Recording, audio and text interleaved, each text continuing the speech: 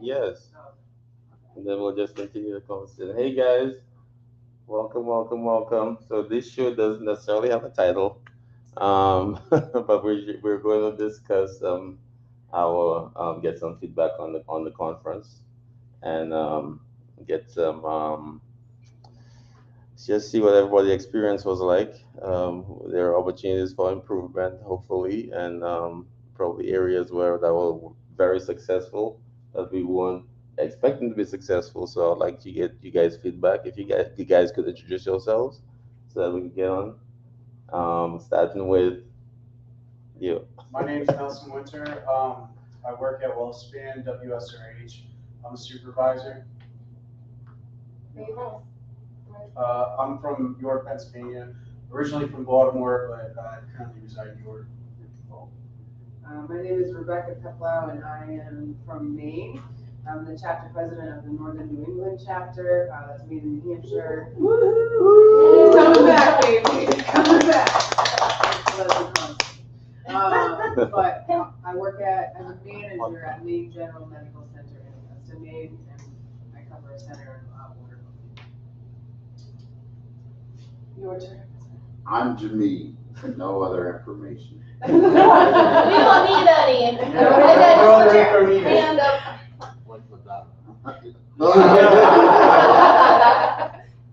I'm Sandy from North Carolina. Nice to meet you, Sandy. Where do you work at? Oh, I have to sell that too? Okay. I work at Novant Health Matthews Medical Center. Nice, nice. Danny, you gonna introduce yourself? Oh, I can do that too while I'm still here. So my name is Danny O. Smith. I am a educator at Valley Health, and I am a secretary of the board of MASCA, and I also do instructional design with Surgical Tray. So that's my little company trying to make my passion and involve my work at the same time. I'm happy to be here. All Hello, my name is Sharon Combs. I work with a company called SIPS Consults. I also work with a company called UCDI Leadership. We provide leadership training to individuals within the sterile processing field. We have tailored programs there. And I host a program called Knowledge or Nonsense. Yeah. That's it. That's all I got. All right, nice to meet you. That's my girlfriend. So. Oh. Yeah. What? Yeah. Hi, Kiara. What do you think about Nelson being in the field and like what do you think of the stories that he's told me about it? I mean, I think he's very involved. He's very passionate. I would definitely say that he puts all his heart in his job. So, I mean, I'm proud of him for that.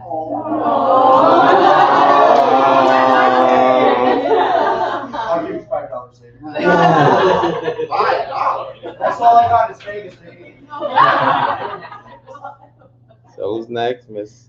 Oh, Mister. Well, yeah, my name is Kwame Adomah Jama, coming from Wilmington, Delaware, the manager for the Morse Children's Hospital main campus with oversight over two ambulatory sites in PA and New Jersey. Awesome, welcome. I'm Leslie. I'm the president of the Western Wisconsin Chapter of Sterile Processing, which is now just the Wisconsin Chapter of Sterile Processing. I gotta change my name again. And then I'm also a nursing student. So I'm in facilities, but I'm not working there. Well, I'm working for free. So,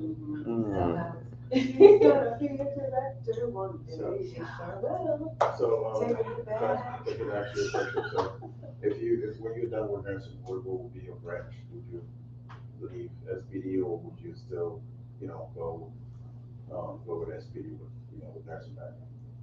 I want to be a director of surgery, so my plan was to bring some, I don't know, I just wanted to be a boss that could work in any part of that department. Gotcha. So in all of OR, like I could go in there and work.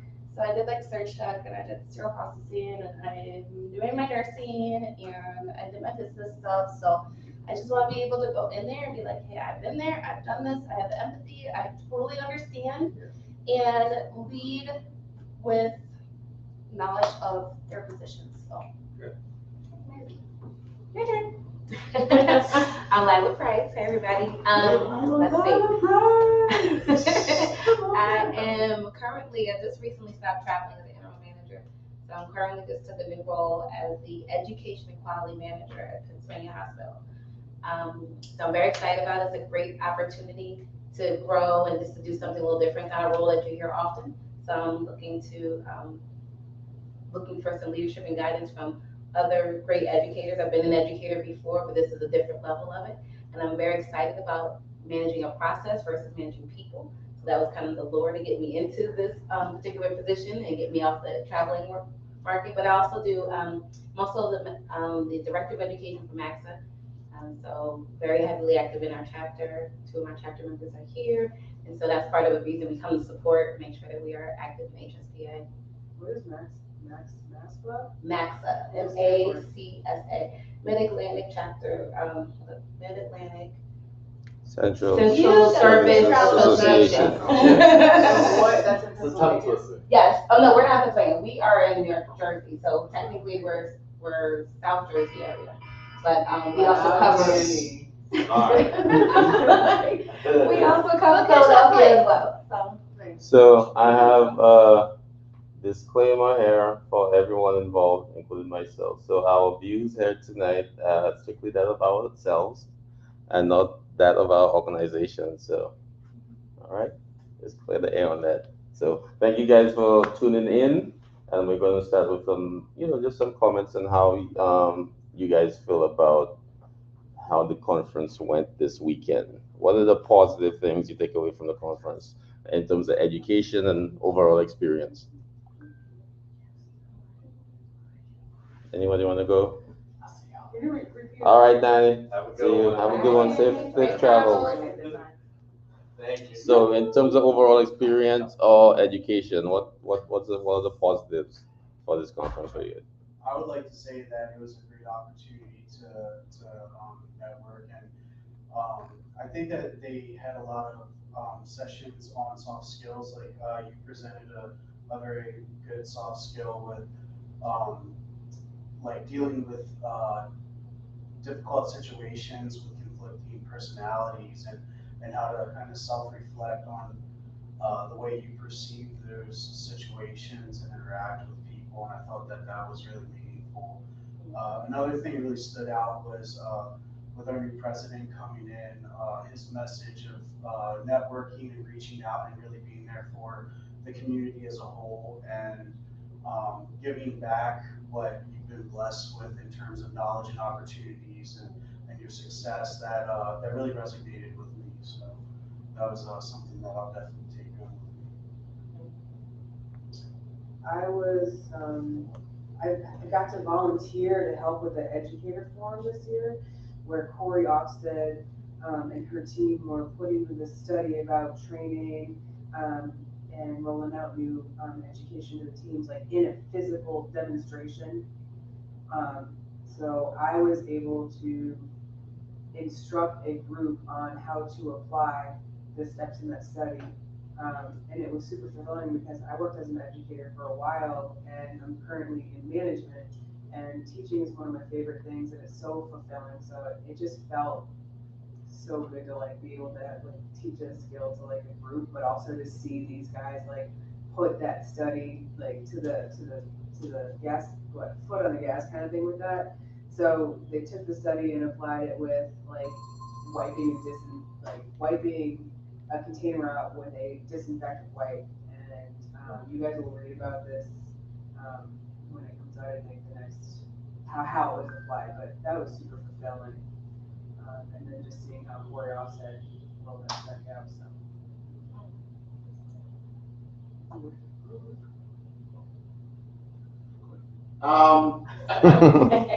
I mean, it was a great conference, great to, it was a little different with people that I had met before coming up to me. That was a little different, but that was cool because that's networking. Because, we really invest a lot of money on the back end to try to set up LMSs to help people get their certification, but not just certification, but other training. So it was cool to kind of have that icebreaker thing. And so hopefully with Anthony, coming to the helm, we can be more like that, like less of the formal people that we shall never talk to. We shall, see these people that I'm not gonna see. But yeah, and I think this newer generation of people who are coming to the helm, sharing other people, we're a little more accessible. We actually want to talk to you, whereas when we. You mean with people? You mean with people? Yes. I mean, because I've been coming to this a while. I've been in the field a while, and it used to be like the people that I looked at, maybe like newer people look at us just because we have a booth and whatever we speak, and I couldn't speak to them, and I didn't really see them speaking to anybody else who was not in that group already. So hopefully the new way we do it, people feel like, hey, I can come up to you, because that's not fulfilling for me, for people to go like, well, people, I'm walking by people, they didn't say, I like when they say, it took you so long, like if you're, hey, you want to walk back to the thing with me? And it's like, gosh, it took you so long, you got to stop speaking to people. I don't mind that. Oh, we were his bodyguards. I don't mind that. So it's just, it's, I think hopefully a lot of social media has a lot to do with that, but Yeah. let's communicate with each other, because, I know Leslie, I feel like after this conference, we know each other better. Mhm. We know each other the same. But Kwame was a specific example of somebody that I've been seeing on social media. I like what he's doing, and probably in the past, Kwame would have said, "Oh, I saw him, and he saw me, and he just, hey, how you doing?" But we just kind of interacted several times. Same thing with Nelson. Nelson just came up to me at the poster thing, and so we need a little more of that. And because like we say networking, but what is networking, right? Like networking is not like, welcome to our networking event. The next step, you look at your name tag. It's Not, not right. Yeah. Yeah. Right. Step one for networking, do this. But I felt like it was a lot of, It was much more relaxed. Yeah, and I don't So, want to and sound a lot of critical us to are the more other people. approachable because, like, we don't just post about, like, this is what we do and, this is what I'm trying to say. It's like, hey, I'm approachable. I'm just like you. I have lives like you. I got kids at home, they're screaming. And I didn't get no sleep last night. And, we're just balancing stuff. So we're more approachable. And I don't know, I just tell people, like, just come up and say hi. I want to be everybody's friend. So. I thought it was really cool in Anthony's keynote speech, literally like within the first sentence or two, he's like, we need to connect with our communities more and do some connect with the chapters, like get out there and help your community and make those connections that way too. I've never heard that said before. Yeah, I mean, he puts his money where his mouth is. I can tell you that he has helped several chapters that were either defunct or about to go out, save themselves, or get restarted. And, now that CEUs are free, chapters have to reinvent themselves of what are we about. Yeah. And I think the main thing that I see is networking. What Anthony said is what I've been, because chapter presidents say, well, they know I go to a lot of chapters. Sharon goes to a lot of chapters. And what am I doing? What are we doing in Wisconsin? What are they doing in Nevada?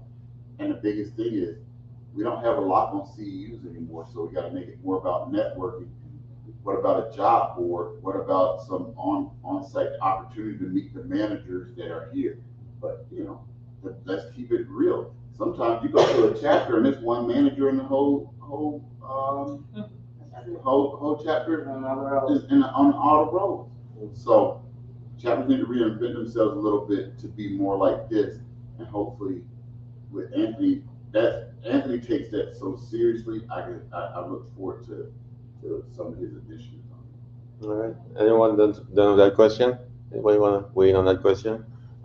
Sarah Vincent asked a question. Shout out to Sarah.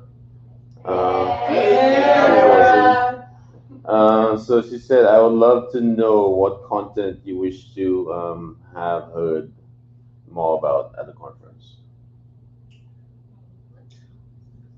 What content? What would you? I guess I could say I would love to see more like leadership things. Like this one was a very good one on leadership. I have to admit I learned a lot from a lot of great people about different parts of leadership. But like as everyone's talking about like new leaders or new people coming in, I'm a new leader. I'm a new supervisor / manager, and just being able to like grasp on this stuff because. You know, they always say you make it to leadership and they just put that anchor on your leg and throw you in the deep end. And then you try to find your buoys and try to hang on above the water and you're drowning.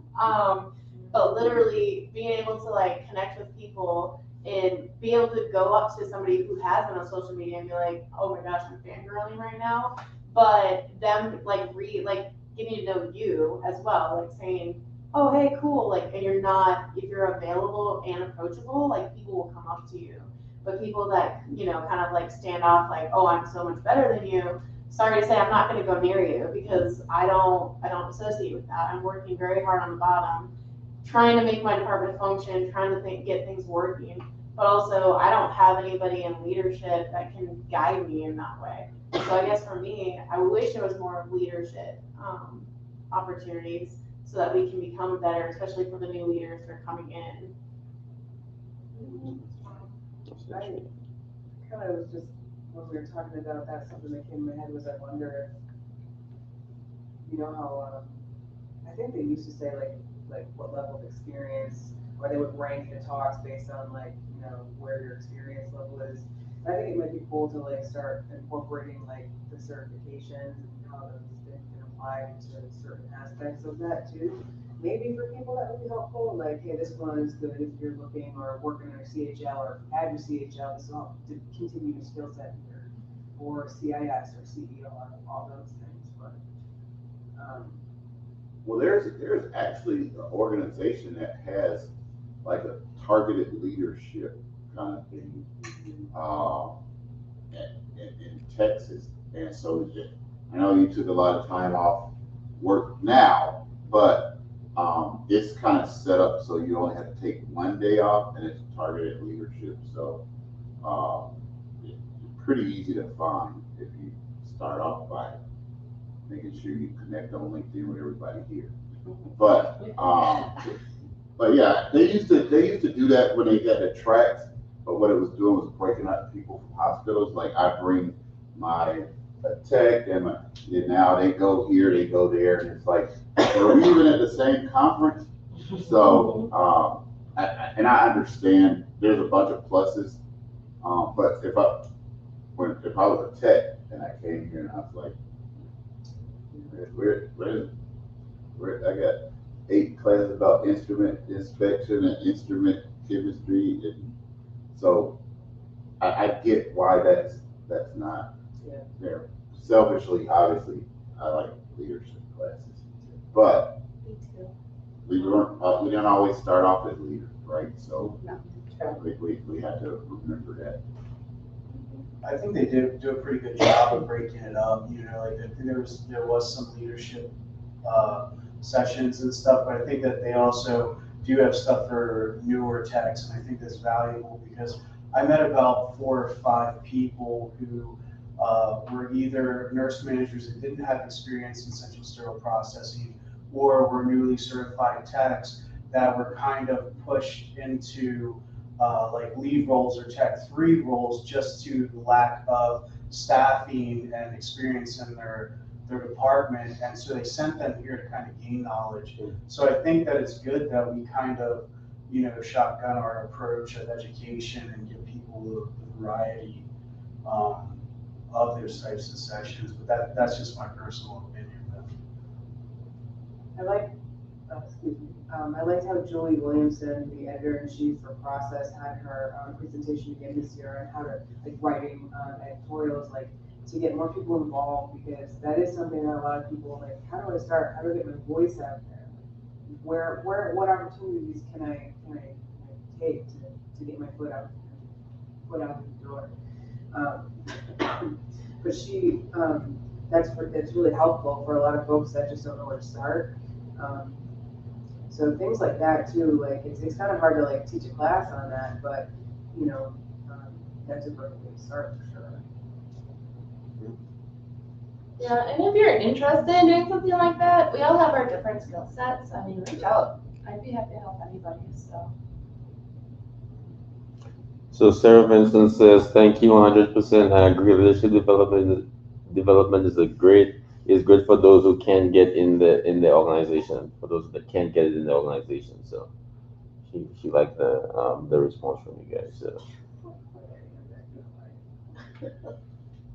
yeah. So I want to push back. You know, push back from all your statements. Yeah, push back. You were talking and you said, you know, you liked it. I believe I heard it. I don't know if you said it. My takeaway was the accessibility, the leadership, being able to approach people. And I believe I heard something to the effect of, but if you are just like standoffish and such, I'm not going to come up to you. And I think that that's a barrier, the thought process in and of itself. Just hear me? I love everybody involved. I think that that's a barrier because what we consider standoffish really may not be. A lot of times that's what we are in our own place, again, from our own zip code. And so I may say you're an introvert, right? You could be an awesome dynamic person, but because you're an introvert, and I don't want to come up and speak to you or something, I'll be like, well, she wasn't really talking to anybody, so I thought maybe she didn't want to be bothered, or she was such and such, and actually, she probably just minding her own business, living her life, and if I do say, hey, you're introvert, she might just look and nod like she's doing now. So sometimes, networking is amazing, but visibility has a couple of different things. Everybody I've met in this industry, even ones that I'm like, what is going on? But everybody has like a helpful heart. You know, I've known Lila for years. Like everybody I've met is willing to like talk, to help. I'm sure there's some that aren't, but I truly haven't, you know, Rebecca, I will go up to somebody. I will go up to somebody and I'll talk to them, and it is nervous and it's nerve-wracking because, you know, I used to be so nervous to do it because you don't know how you're going to be received. But I already know what it's like not going up to them, and if I want change and I want something different, I walk up to them. If it turns out that they are indeed the butt, and that's on them, that don't mean it's their loss. So, yeah, because sometimes people think I'm standoffish or I'm busy because they may see something on LinkedIn and be like, oh, she's super busy. Yeah, I am. I'm gonna stay busy, but I'm still sharing. I did that to him the other night. You do have a busy countenance, like something about you. What? Are we going there? Okay. I just want to say, I want to second what you said, and A, you're a very good read. Well, she is an introvert, so you get to know her, and she's a low crowd.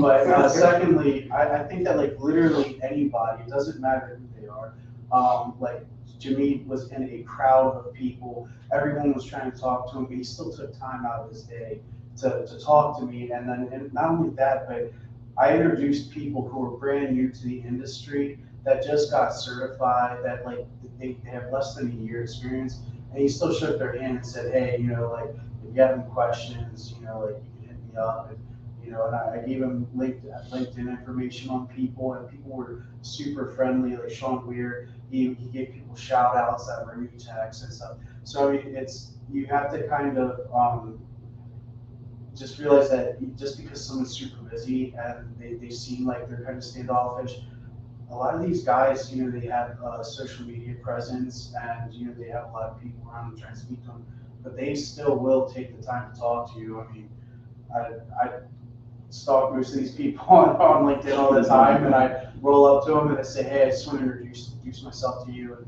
and if there's anything I can ever do to help you, I would like to, and I've gotten nothing but love in this community from everybody here, and I think in the past there was kind of a perception of that. Like I've spoken to people who have been to conferences years ago, and I said, like, well, who did you meet? Did you meet anybody cool? Like, did you network? They said, no one really spoke to me, and that's not my experience. I've met so many people from all over the world, and it's amazing. And people that like I look up to, and that are just so vast with their knowledge, and they will literally sit down and have a half-hour conversation with you about literally anything you want.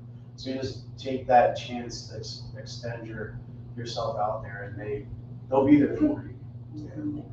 I don't think what you were saying was invalid. I think it goes back to what, like, even what Jamie was saying about, like, I'm a fan of it is a changing of the age all the way. And there was, like, the very formal, like my legal name is LaSharon, but when I got into the field, it was like, no, you better be Sharon. Like, you can be Lanika, Latrina, something else with a left. So everything was formal, suits, dressed apart and everything. And like when I got into just healthcare period, back when I was working with Dr. Michael, just psychiatrists and MDs, it was always like super formal. Super formal, you have to represent so you can, and they said, dress the way you're gonna be, and so I would be wearing suits and everything. And then I hit a point, I was like, you know what, I want to wear sweatshirts again. And so I really started trying to figure out, like, how can, like, what type of, once you get to a certain, I don't know how to say this in a nice way, a lot of the things people are intimidated about is only unfamiliarity. Yeah. It's only unfamiliarity. The things that make us afraid or whatever, outside of personality, it's only unfamiliarity. The same way it took you 7 hours to put together a tray and now you're flying through it. It's a lot of that's just unfamiliarity. You just get in there. So what if you blow it? Okay, I'm sorry if this wasn't intentional. All right, second time. Look, Maxine, I yield the floor. I was gonna say, like, I used to be super shy and introverted. Like, my first conference, like, I was so afraid to talk to vendors because I'm just a tech. What do I have? Who am I? So I wouldn't say anything. And then somewhere, something changed in my brain. I'm still trying to figure out what pivoted, how that changed. But, but then you have some of the people in the field that really care about you. So I went out to lunch today and Stephen Kovar, he's like, believe in yourself. Believe in yourself. And he picked me up out of my chair and he's like, put your arm in my arm. And he's like, one foot in front of the other. He's like, you taught yourself to walk. You can keep doing this. Yeah. And I was like, okay, so he's picking up a vibe. He obviously cares about me. Yeah, but it just says a lot, when somebody like that, it just picks you up. It's like, oh, let me teach you something real quick. Yeah, it's definitely, that's kind of the thing that really changed me, because I don't like to do public speaking. And like the first time Jenard had me on the process, I was white as a ghost and I had everything sitting there pre-written because like I would forget what I was doing. I was like, do you have headlights kind of thing? And I was like, yeah, I can't do it. And I'm sweating so bad and shaking, and you're like, oh, you look rough. But like, that was kind of like that. He just kind of kept pushing and stuff. And then next thing I know, here I am. I'm standing in front of all these people talking. I managed to get up the stage, not fall on my face. And so, yeah. So, I mean, I'm naturally super inverted. And it took time. But, I mean, other people were like pushing me. So I built the skills, and just having those mentors kind of helps. So. Sure, it actually made me more aware of like the imposter syndrome, because a lot of the times I'm just like overthinking everything about what this person's gonna think, or I'm not good enough for this, I'm not good enough for that. But she kind of helped me tackle that beast and start on my own self-work and emotional intelligence. Listen, I love what Anthony said at the end today. Yeah. Thank you for the plug. Let me finish the plug since I'm on the North Shore. That's the reset. That's the Limited reset. amount of people though, because it's only a couple of us. And so, but no, I really like, what's funny is a lady, if you're on LinkedIn, you know her name is Casey Crew. She had put a post on and she left before Anthony spoke. And you would have thought she was sitting there listening to his speech.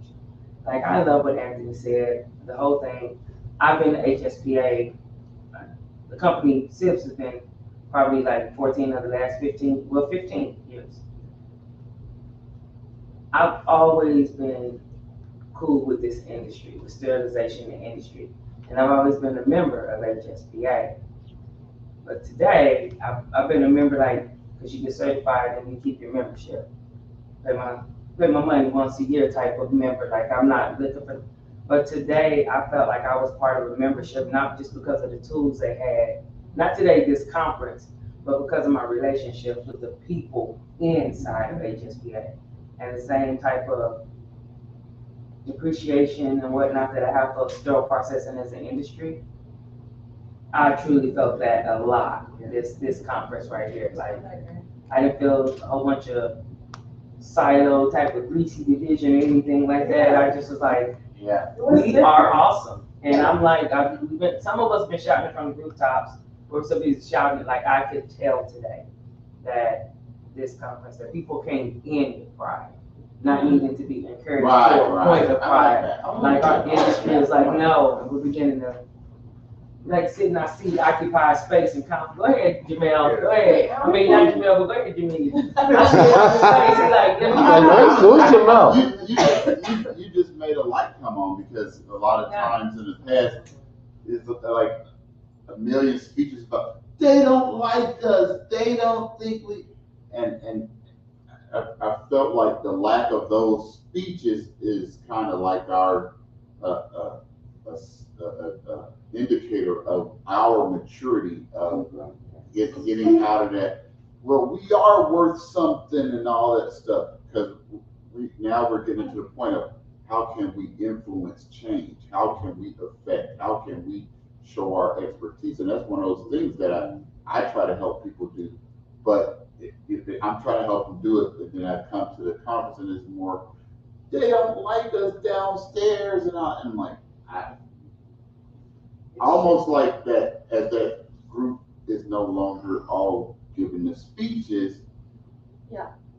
Not to get too psychological as a psych major was that group a part of that kind of hierarchy? So yeah. Do you guys think that has to do with like such a changeover in Changing our of the guard? field, changing of the guard in our facilities too? And I personally, in my area, I'm seeing a lot of younger, fresher leaders with different perspectives. Right. But I don't know what it's like totally out everywhere, but I feel like it's the changing of an age. I'm looking at it, I'm studying it, it's the changing of an age. We're talking about HSPA, but it is the changing of an age, whether you're talking religion, patriarchy, even whatever it is. It's like these people are coming in this workforce and it's a collision, and I'm here for the collision, you know? Yeah. Because I feel like you cannot have the same set of beliefs and still be able to get something done. And I feel like hopefully what remains is what's effective in supporting the industry, supporting the people in the industry, whatever industry they're in, and it's not just. I don't know how after that, I don't know what else to say, but I'm loving this. I'm loving the fresh faces. This other bit. So we took the fact that people didn't know we exist as that they hated us or that we were underappreciated, and we were certainly underappreciated. But this new generation, first of all, that was negligence, right? You know, the idea that I could be the CEO and not know what, and that's okay. That means you weren't a good CEO. So this younger group can't underappreciate anybody, right? Because they know this, and that's why I was talking to somebody about this whole generation clash and all that stuff. That's the excuse for poor leaders, right? That's, we don't like, you know, the Homer Simpson syndrome. where you send them to the thing that's marked in yellow and black, and he never questions why he's in there with the red button.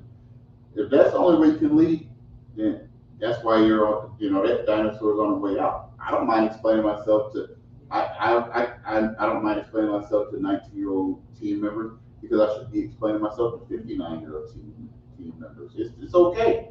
And so this younger group of leaders doesn't feel like they can underappreciate anybody, because they realize that, we think about, people are leaving SPD to go work at Amazon. Nurses are leaving the OR to go work at KinderCare. So it's not, people are following a different value stream than the old hierarchy needed to control their next move. And so, I never hire anybody of any age for the expectation that they're gonna work for 30 years. But however long they work there, I'm gonna treat them good, I'm gonna get everything I get out of them, and I'm gonna try to feed into them, which might make them stay there longer, but I'm not gonna get mad if I help them get their certification and then they go work somewhere else. Yeah. Well, what was I helping them for? I don't like interviewing and asking, like, where do you see yourself in a year? Because, like, that even the traditional, where do you see yourself in 5 years with this company, or in 5 years in life? Because realistically nowadays, like, you never. Hey man, you have some young people that look at you like, 5 years? This same company? Yeah, I don't know what I'm doing next weekend. It's a loaded question nowadays, I think, too. Yeah, I also feel like, there's a lot of younger generation coming into leadership now, because they've been through the ranks of being techs and rose through the ranks, as compared to the older generations, where either they were put there to be managers and they learned while they were being managers, or they're just there, learning on the job. So for the new generation of managers, they understand SPD more better. And I can take myself as an example of, coming from as a tech, rising up to where I am now. So I think we will continue to grow, and there's going to be more, techs, rising through the ranks, and, we're going to be stronger. I've noticed a lot of the young folks taking those leadership roles to be young folks. That's Don't have stuff on yet. So, like, a lot of the, like, newer leadership folks, or the younger generation, I should say, I think what's really cool is that a lot of the stuff that I've seen is that they're sticking to the standards. I'm not doing this because this says this, and they're so proactive, and they're not getting pushed to the side. They're also flexible with change. Yes. They're willing to change, they like change, and they are quick to adapt. A lot of the ones too, they want to get stuff done. They know we Yes. don't have time for small talk. We just need actionable steps. Let's go. Let's move. Let's get this done. Yeah. But that's what I've witnessed in my neck of the woods. So. They also are a lot more confident, and they're going to go up to you and say, hey, like, I don't know. That's something that I kind of do, is like, I will go to somebody, and if they don't respond to me after a few weeks, like, I'm very persistent, and eventually I'll show up on their doorstep of their office and be like, hey, you missed a few of my emails. I thought I'd stop by and say hi. Because I've done that a lot. They know me for that now. But yeah, I mean, like, if you want something, just do it. Like, be assertive, say, hey, I'm here, and you're not gonna ignore me, because I'm gonna show up in your office. I'm sorry. I'll just be like, hey, your email must not be working. So, yeah. And that's something that's really changed with this generation. So I think it's just because we have so many mentors that really, they're setting that bar, so I enjoy that.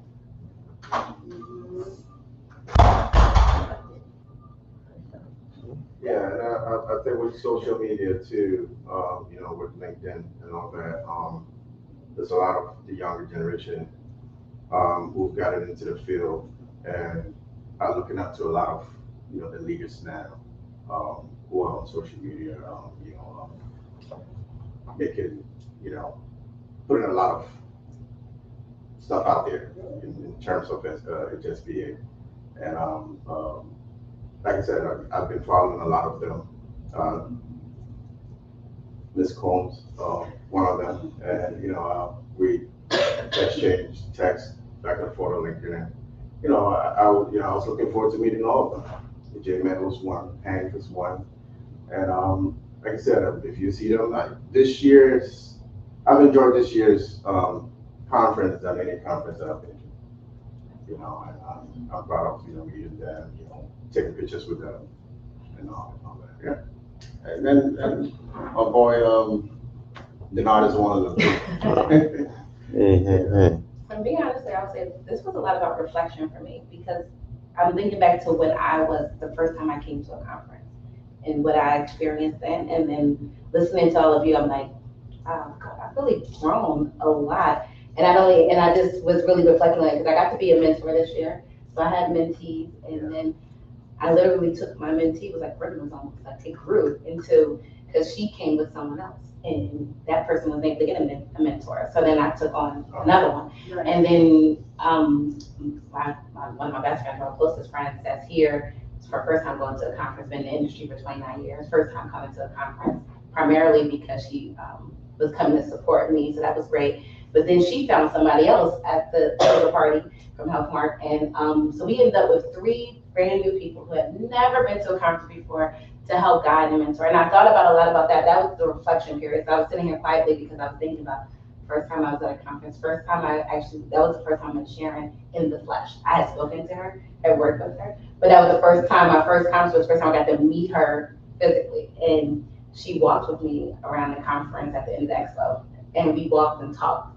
And it was just so surreal. It was one of those moments. And she introduced me to Anthony Bondman. That moment. And all this time later, and he's now the current HSPA president. So you build relationships and network in ways that you could never imagine. You can't even see it. That foresight is not even there at that moment in time. So this is an experience that is very different. But I encourage you to also look into other conferences and other experiences because those type of moments are magical in different spaces. And these same leaders, people that you admire, that you see on social media and other places, are also present there as well. So don't limit yourself to this one annual conference. There's several other events that happen in our industry, and we should not be siloed in that sense. I think that was part of what I took away from Mr. Bonner's message today, was just that, we want people to look at us and say, let's be like that. Let's have that camaraderie and come together and network. But it comes from all different areas, I'm one of those people, I will travel to another conference and go places like that. You told me, he's like, I saw you speaking at CAP. I'm like, oh my gosh, I forgot all about, I wasn't thinking about the fact that people were, there and heard me speak at someplace else, and then were so excited to see me speak here at this particular venue, and I just wasn't even thinking on those terms when I walked in. So this has been a very surreal moment for me and reflecting, and I've enjoyed this experience, and I'm a huge fan of people coming out, because the networking, you have to be present in the room in order to do those things. That's not going to happen on nothing taking away from podcasts and social media, but if you're not here, you don't get to see those people. You don't get to have those conversations and take that moment and chance of saying, hey, I've been following you for a while. Like so many people said to me about, you got to see people that they only saw on social media. I even said that to Sarah, shout out again. I was like, you've been in front of my head because I followed you and voted for you and you're on the board, but I'm like, it's the first time I actually got to speak to her. Yeah. Awesome person, very, very genuine. I was like, I'm in Gainesville all the time. My sister lives in Gainesville. Lord, I'm going to take a chance and see you just because of that experience. So I just say that to people, you never know who you're going to meet in these spaces. Come and enjoy it. And for those of us who've been here now, next year is your opportunity, or next time you come to the conference, get a mentee because it's a great experience. And I think it's something I think it's going to change so many people. They are really excited about the fact that they got to now network with people who have networked with others and build those relationships. I'm going to say that's amazing that you're being a mentor. And I think the other thing is when we get some new people, I know I introduced a bunch of new people to a couple of you guys. They didn't even know that there was a mentor-mentee program. So I try to just adopt people. You're following me around, introduce you to people. And I think as an industry, even if we're not able to commit to something like a mentor program, just being able to do that, and then they say, okay, yeah, I'll follow you on LinkedIn, or like, and just asking questions and saying, hey, I know somebody might be able to help you out with that. Let's go talk to them real quick. That was huge for them, and I think that really like helped the industry sink their teeth into them, kind of jumpstart their career, because I was kind of in a department that there wasn't a whole lot of contact to the outside world. It was just whatever you have in the department is the resources you have. And then once I started branching out, I just realized that there's infinite resources, and I think that it's good that we can reach out to people and then try and get that started so that epiphany can happen for other people a little bit sooner. But I applaud you, and you're an amazing person and an awesome speaker, as well as Bernard and you and well, you're awesome too. I appreciate you guys, everything you guys do, really. Wait, can I ask a question real quick? Yeah. How many of you felt that when you started in this role, got adequate training, period, and education? Long time ago, I did. When you first started, you felt like you got it. Long time ago, yeah. What about anyone else? Yeah, well, yeah, I did too. But in terms of education, no. But on hands training, yeah, I did. But I think it goes hand in hand that you have to be curious enough to learn some stuff on your own and ask questions as well. Yeah. That's why I became an educator. So I didn't get that, and I wanted to be the person who could help get that for other people. I remember what it was like sitting in decontamination. I didn't know that there was a dilution ratio. Pouring that blue stuff in the water and making it crazy and it's getting busy. I didn't know, and then I look back and I wish I would have known more, but I didn't even asking questions then. It was different era, it was a different time. I was trained well to a certain degree, but they didn't have a lot of skill set and training.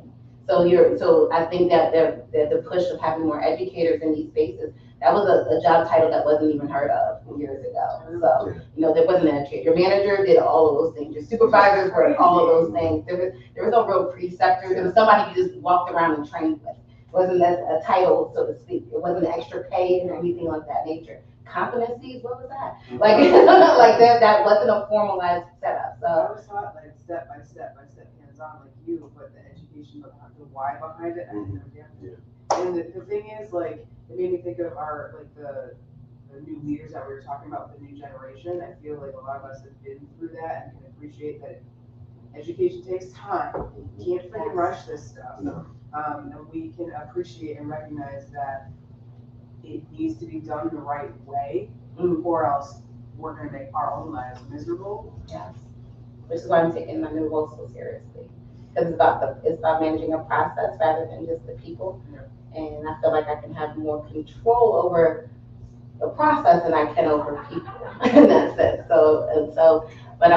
But I think it's such an important part of it. And you get so much of that here, but it's fun to watch people light bulbs go off. When you see that go, when they have those aha moments and you're sitting there and you're listening to a question or a comment, it was very good. It was very reflective. Like with the leadership conversations, like figuring out what type of personality conflicts I have, and that need to hold a mirror up to my own face sometimes. I'm like, oh yeah, because I am guilty of that. Okay. I'm not gonna figure lie. that out. That hit my feels a little bit. I ain't gonna lie. That's a victory, but we don't know, so that's a victory. Because we're right. Exactly. I think Because we're right, and we're like, well, we're right. Mm-hmm. And you are right, but it didn't get done. Right. So is this a deal breaker? At the end of the day, the worst thing is maybe something someone is asking you that you truly can adjust. Not violate your morals or your values or anything, but just adjust. And it gets done, like, I know, and I don't know when people get to that point or how, but that's how I'm just like, sometimes you're right. And because that's something in us, it's like, I'm right. Okay. Yeah. And in this industry, that's from not being heard for so many years, not having a voice, so we're still yelling like I'm right, and the person may not be yelling against you. I'm still doing that, but you've helped me calm that down a bit. Because I'm always, have to have the last word, have to have the thing. When you feel like you're right, I'm always like. But I really mean that, like, you don't have to have the last word, you have to say. Like, That's true. You know, How you say it, truly- what you're saying. yeah, like if you, Quality. okay. You won that rap thing, right? I saw the video. You sang, and it was fire, right? Over here. So, say I'm like, I can beat you in this rap, whatever, but there's no rap anywhere around, so we're not even gonna be able to prove it. I'm just like, I can beat him. You can't get with me. I can't beat you, by the way. But I'm just saying that, but you know I can't beat you. You know, you'd be like, all right. Or you could stay here and argue with me all night over that rap. You're like, you already hold it. Like, you're going, I don't know how to say it better, like, but you're already that. And sometimes you're like, well, I'm right. And trying so hard to prove to be right that we can just make some adjustments and have whatever we're fighting over in the get-go done. Yeah. So I'll say that, like, with the rap race. For so many years, they never really focused on quality of the rap and the end product. Yes. And that was my big push. Even when I was a judge for Halyard, that was a big push. I flagged someone for having a messy rap. I got booed. I didn't care. It was a messy rap.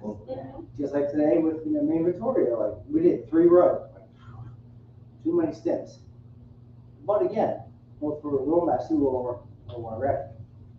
So if you want to race against me, and no, if you want to go against me and we're on the rap, I'm going to get it in there. But I'm going to teach you how to rap before you go against me. Yeah. And just like anyone else I've trained for the last like 9 years of my career. Right now I'm about 48 hospitals. So like I will literally put the challenge out to anyone. Denard knows this. If you can beat me, I'll give you $100 cash. And I've had that $100 cash since 2012 when the smartphone came out. But I'm going to teach you how to rap the way I do it. I'm going to show you my tricks. I'm going to show you my traits. I'm going to tell you the stupid little tricks I got. Cut, tuck, flip it over, and make it easier. You might shave out a half second. But if we don't teach the new generation to do what we do, we'll never make progress in our industry. But that kind of ties into like why I asked you guys that question about like who was taught the right way. Because with how prevalent and easy it is to get on social media and just start talking within our community that feels so small sometimes, but it's not. Think about how many people like that's their access to like education, or that's their access to like trying to find an answer to something because they're not getting it in their department. Well, look what Denard's doing. The Code Blue podcast, it reaches out to so many people. Look at, other podcasts out in the industry. How many times do you reference a podcast versus hands-on training? Well, on the flip side though, there's still places in rural areas that don't even know these podcasts are here. Exactly. Yeah. You know what I mean? And all they have is what they're taught. Like, so when I was brought into this industry, it was follow this person around for a week, follow that person around for a week, follow this person around for a week. Okay, at the end of, a month and a half, what do you want help with? Like, all right, now get the heat on. Like, it was kind of like that, and luckily I had a manager that was really technically sound and stuff, but he couldn't be there for every single tech every single day. So you were kind of handed off to other people, and not all of those programs were necessarily followed through with. You know what I mean? And so now that I'm kind of getting into a bit of a leadership role, I'm trying to make sure that those things are solidified and that they are being followed through with, and everyone understands what the expectations are. So that way, let's say tomorrow I get fired or get another job or get abducted by aliens, that the show continues on. Like, I care about that department, I care about the community. And so you have to make sure that quality can be transferred to everybody who's stepping foot through the door. Somebody said it's like you have to train like you're gonna train like that person's gonna replace you. Train the trainer. Train the trainer. That's it. If you don't do that, you're not going to get success at anybody. But I just worry sometimes like if somebody's burnt out. I'd rather someone take my job than to fight for my job. Mhm. Well, actually, you have to fight for it. If you want to work for it, you earn it, take it. I'm not gonna, I'm not gonna fight for it. It's a good perspective to have too. I mean, I'm just, probably less than some in this room, but, I never had a mentee, a mentor, what you wanna call them. I had one, and, I was a manager of a trauma hospital. I failed. So I stepped back down as a manager to supervisor level again. Not many people in this world will step back down into a role below them in the same facility. I did it. I didn't care. I was gonna either be fired or, just gonna keep failing. So I just stepped down, and I was more successful as a supervisor than I was a manager.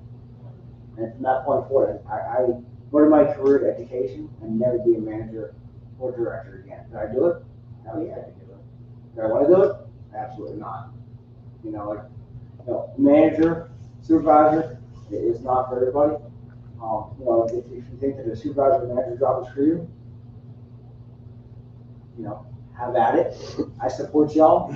I'm a supervisor now, but I'm doing the work of many roles in my realm. I could be the manager of a trauma hospital right now, but I vow never to be a manager again. And I hold true to my values, and I would never do that. So if you want to be a manager, find someone you can reach out to and sit with them and see what they do every day. It's not fun.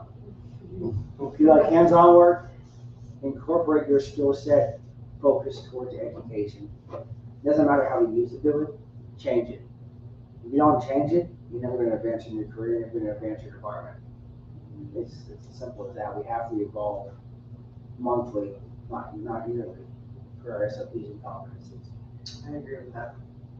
Well, and I have to say too, get to know your people that you have. So I am down in North Carolina, and it's very different. I grew up on the West Coast. Well, I grew up in the Midwest, and then I moved to the West Coast, and that's where I learned sterile processing. I was a server bartender for 13 years, and I needed out of that industry, and I went to technical school, and I was going for something completely different. They're like, oh, sorry, we filled that program.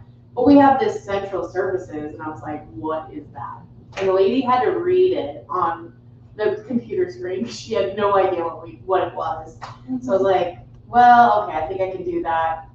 Go ahead, do it. So I went into it. I got the last position in that program and got in, got through. And I got put in some really weird spots, but my first job, training, thrown in Deacon Tam. They're like, oh, you went to school, you'll be fine. Threw me in Deacon Tam for 2. So Deacon Tam day one? Yeah, day one Deacon Tam. Welcome to the Thunder Game. Yeah, quite literally. And day one Deacon Tam in an orthopedic hospital where they didn't take anything apart. So it was like going to the window and be like, excuse me, I feel like this might need to disassemble, and it's this huge apparatus. And they're like, oh yeah, just squeeze this and here. But they told me, hey, if it has red, it's gonna come apart. And so I always thought that in my head, like, okay, if it has red, it's gonna come apart. Or if it has this, it's gonna come apart. And yeah, a lot of stuff went through the washer. They sent it back. They were like, this isn't right. So I'm like, okay, well. Because you just have to do all that rework. Yeah, exactly. But again, we were short-staffed. It was only like 5 people in the department. It was just an older generation. That's how they did it. Yeah, that's so, and so when I took over as like a leader, I guess, it's, I'm really happy to meet all of you guys because I literally didn't even know y'all existed. How about that? I am that person that could say that. I told you to join LinkedIn. I told you know, so much. but I was like, right here. I know. So instant plug for the camera on the end.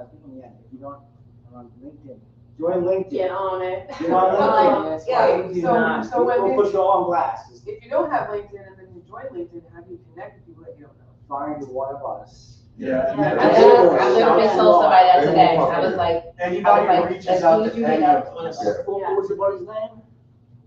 Which one? I had like 5 You people. want to put on a shout out. Are you talking about Jarrell Madison Crow? Yeah. It's a simple shout out, like, hey, let's all connect with. Yeah. Connect. You don't gotta know. I found out this, during this weekend that a lot of people who are here are not on LinkedIn. Yeah. Well, I'm on LinkedIn, but I'm not really connected with people because for a lot of period of my life, I was a traveler, not even a traveler. And then I moved into like just going back as a tech because I did not find myself to be in leadership. And, you know, I laugh because on the West Coast, it was all nursing managers, you know, and then I moved to the Midwest, it was all nursing. Like there was no step up program. And when I got to North Carolina, 3 certifications moves you right on up into leadership. And they go, you're going to be a coordinator. And I'm like, oh, what? They're like, oh, you're higher than all of our other techs. You're going to be a coordinator. And I was a lead for that shift. And I learned real quick, like what to do and not to do. But I was only in that role for 3 months and they promoted me to manager supervisor. And it was the fastest they'd ever moved anybody up. And normally I wait 6 months with my chain to move up. And they were like, no, you are going to be perfect for this place. And granted, I'm going to tell you right now, not one supervisor in my market wanted that hospital because it had a rough group. But again, I listen to your thing, and even listening to you tell me like, hey, you might need to do this. You know, sometimes you do need to put that mirror up in front of your face and know that it's a perception of how people are, how you're perceiving somebody else might be something different, you know? And so, yeah, don't be afraid to put the mirror up and be like, thank you for the shout out to, you know, open myself up a little more and be that, you know, approachable person and available. You know, because yeah, you meet some great people and you get to like kind of feed off of them a little bit and be like, I went to her, the depth gauge thing and I met some great people and I had so much fun, you know? So like, yeah, just, I guess for me, that whole concept of, you know, hey, I don't want my techs to feel like I did as a brand new person. I don't want them to be in DKTM going, what am I doing? Because that's setting them up for failure. I want to set them up for success. I want them to feel confident in what they're doing. And I laugh because I didn't go to the educator for them, but I heard you take a test, take a pre-test, and then see where they're at. One of my techs has 14 years experience and is not certified. She's failed the certification test 5 times. And I told her to take this test. And it was a certification test, like, hey, to see where we're at. She missed 4 chapters out of 22. So quite literally, now instead of going 22 chapters and learning it all, so she can take the test, it's 4 chapters. And we're gonna, when I get back, hopefully she's watching this, we're gonna do the test again and see where we're at, because we've been working on it for a couple months. She's actually in slot for taking the pilot. And I quite literally right now I have 7 techs that are going to take the pilot, because out of my 15 techs, I have 7 brand new, no experience, bottom of the barrel techs that nobody would give them a chance. They're EBS, they're transport. I have someone from the cafeteria, and I said, you know, to myself, I said, you know what? I came with school under my belt with a little bit of experience. I took my test, I passed it, you know, but someone had to give me a chance. So I really tell people out there that are like, I want someone with certification and experience. But I'm gonna tell you, those people with no experience that are eager, that want to get it, right now I think that's what we talk about. The industry is changing, you know, because a lot of people are leaving or they're, you know, bitter and burnt out. I tell people, I'm like, if you're at that stage, it's time to go, because you're no good to that group of people. LinkedIn shifted my focus completely, because when I was working as an educator, I'm like, nobody knows what the role of the educator was. You know what I mean? It was still something, I mean, it is still so new, but like, what should the educator be doing? What are the duties, what are the responsibilities, right? But then I got on LinkedIn and just started searching like educators and SPD, and then it changed my life. But what were you gonna say about, you were gonna say something about LinkedIn, and I wasn't sure, like, it was just about getting SPD out there, what? No, I was going to say, if you have, for someone that was new here, you have to go through the speakers and just go find all those people. That's your start. That's how many speakers were here on the agenda? I don't know, but ultimately, if it's like 20 people, that's your start right there. Those are names. Those are actually people you can kind of just type in, and then you can start looking at their connections and build from there. Because most of those people have 500 plus easy. So you just go down the list. I would say just start with what you already have in front of you, and then take that attendee, take a speaker list, and then go from there. And you'll just start building a network. Now, what you said was, if you're an educator, you're not going to be educating all staff. So now, in my role, if I run a hospital, I am onboarding currently 5 new hires, 7, and 3 more to come in the next 2 weeks. I can't facilitate 7 12 new hires. I've done before, but it's not easy. It's not proper. But, so you have to do the train the trainer. Again, you have to train the people you want to train in those areas to meet your expectations. You have to spend time with them and train them to meet the standards that we need to do, or the guidelines. So with that being said, invest in your senior techs that are in the department that don't want to grow, but secretly we all know they want to grow. Like they do. Secretly they want that acknowledgement that like, hey, Sean's not talking to you today. What's going on? Well, you didn't want any help, so I'm not going to help you. But in the background, go back behind him and say, hey, how can I help you today? Give him that attention. So Sarah Benson is still watching. Shout out to Sarah. Staying strong. She said, you all are amazing. Thank you for all that you do because you guys are making a difference. Great meeting all of you this year for the first time, and hopefully we meet again next year. So shout out to Sarah for tuning in. I have another question, guys. So in terms of education, because this was mainly about education, what did you learn, or did you learn anything, or what was the most impactful session for you? Most impactful session? Yeah. It's really hard. I'm gonna say the educators forum just because I got to go back in there and like put that study to the trainers, and be a trainer to the educators and the leadership of the department on how this new study is poured out to the public can change your competencies in your training process and all that. It was really cool. I miss being an educator so much, but so that was really fulfilling, but also to see like how these leaders and educators, like their minds were shifted, like using that new technique. It was really, really cool. Anybody take anything away? Any presentation that was like, wow? I know Lila's presentation was great.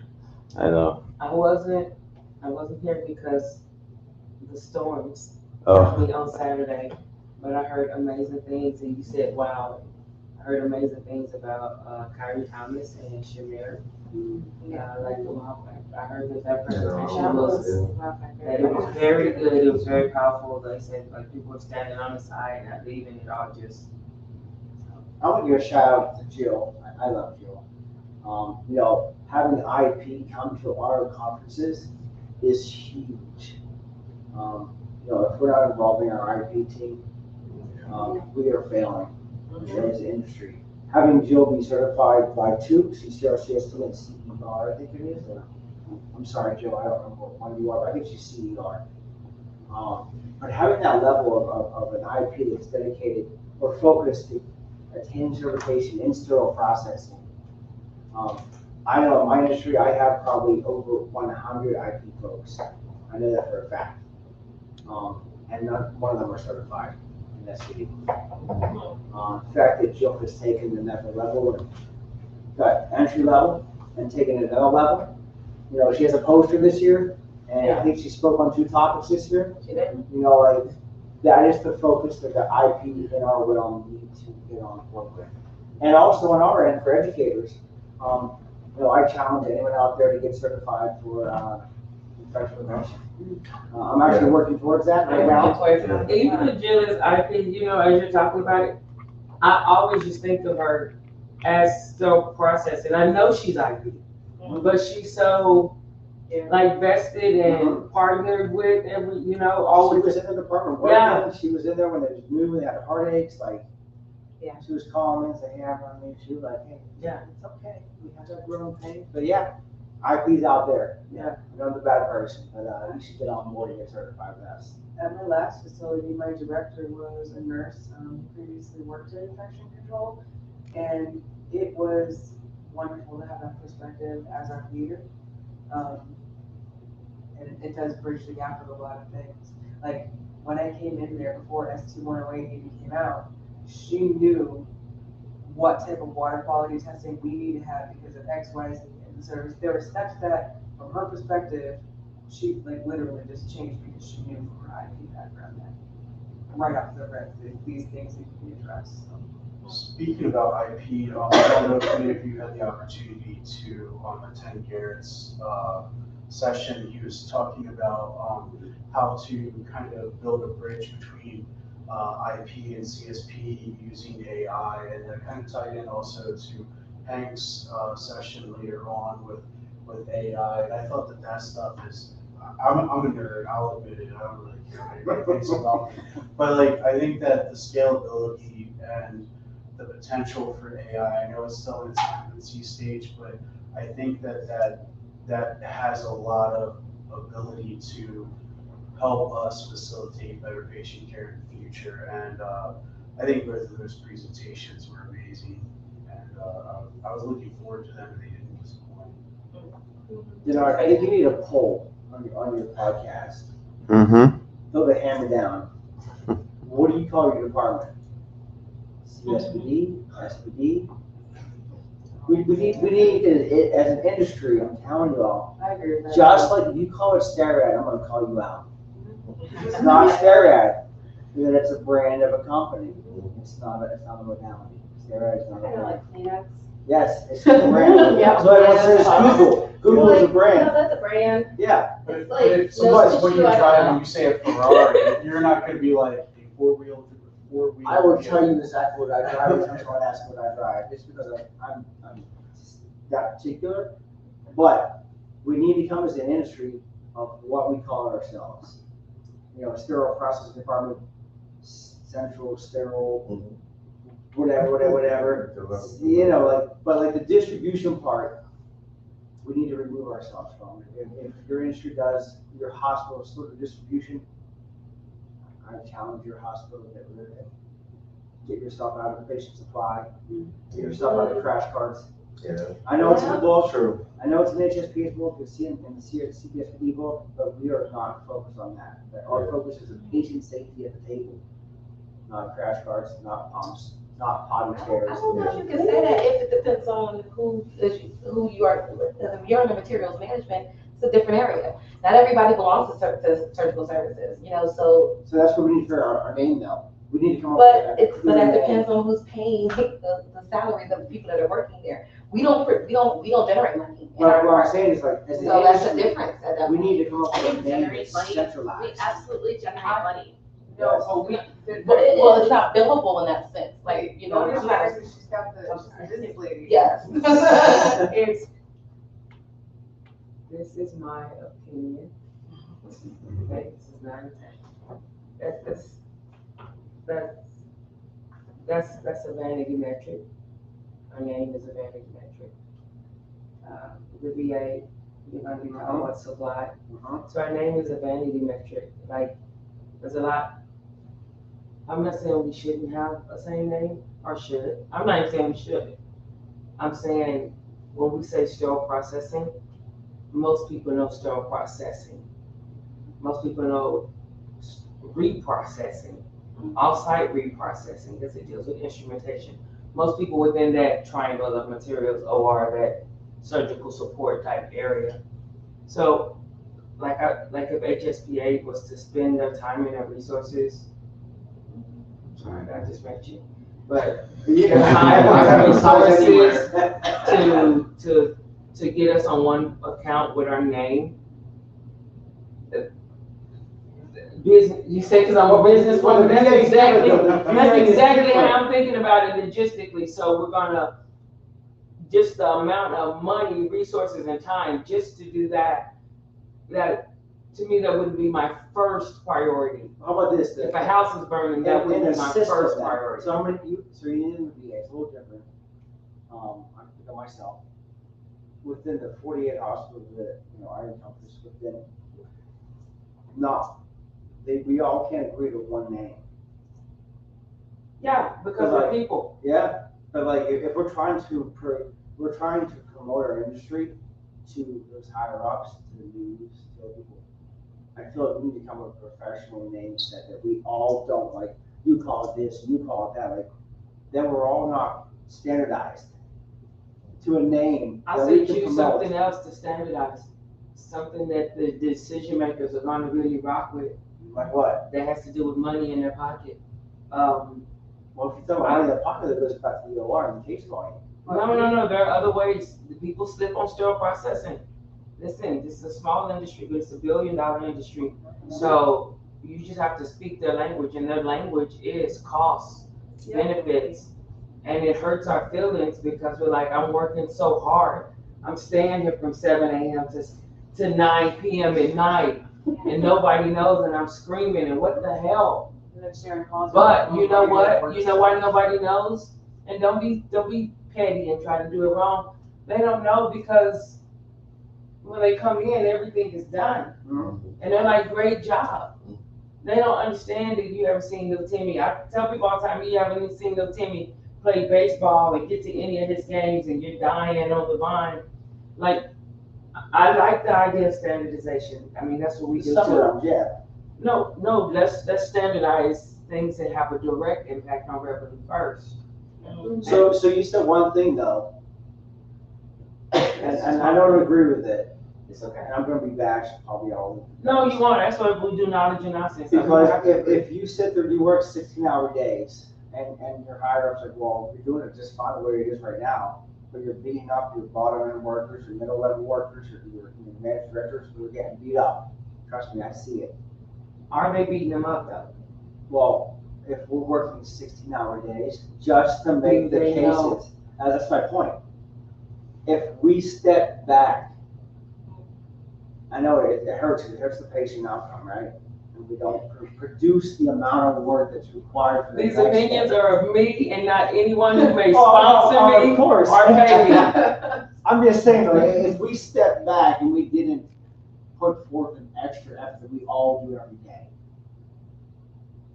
I think the higher ups would see a more impact. I see where both of y'all are coming from because I agree. No.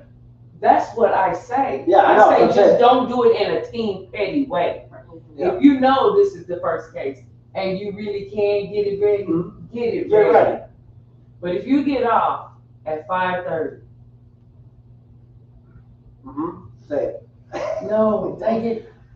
I feel like you should. I say nothing. I You say should- nothing. What you should be doing is if your team is working 16 hours a day, in order to meet the needs of your patient, you need to be writing down that data. You need to be telling them what the impact is on patients, what it's doing to your techs, and don't tell them to think short term, think long term. So right now we're making it along, but in the future, this is where we're gonna be.